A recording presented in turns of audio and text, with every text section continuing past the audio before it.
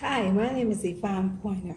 On December 6, 1984, my 14-year-old daughter, Gloria Pointer, was sexually assaulted and beaten to death on her way to Harry Davis Junior High School.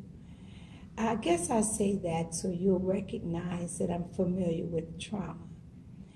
What I wasn't familiar with was what to do with that grief, what to do with that trauma.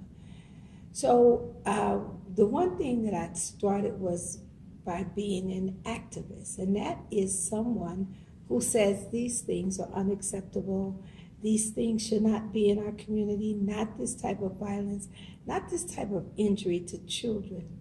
So who's going to do something about it? And that's when you take on the role as an activist. I really just began by going into schools, talking to children about how to be safe in the community, little things that people don't think about, like don't put your name on your jacket. If someone walks up to you and say, "Hi, Mary," well, you think they know you, but in actuality, they're reading your name on the jacket. So we gave out whistles.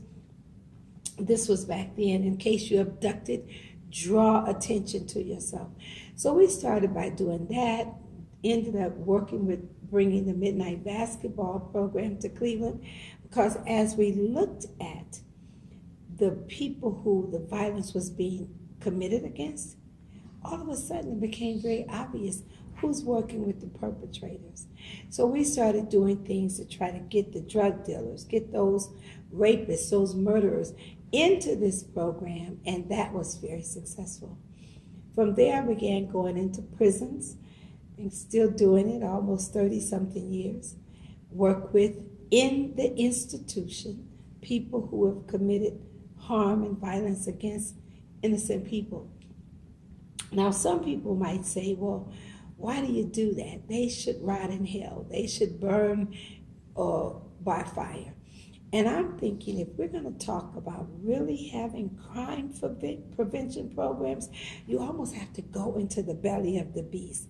What happened when I started going into the prisons over 30-something years ago, I found out that they too have a story to tell.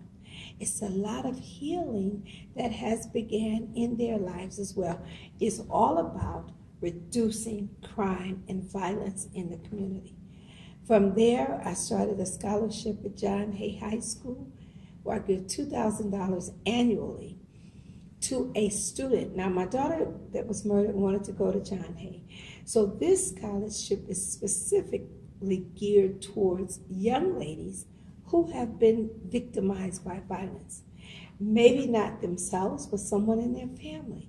Maybe someone in their family is drug addicted or incarcerated, but they still would like to go to college. That is how they can apply for the Gloria Pointer Scholarship.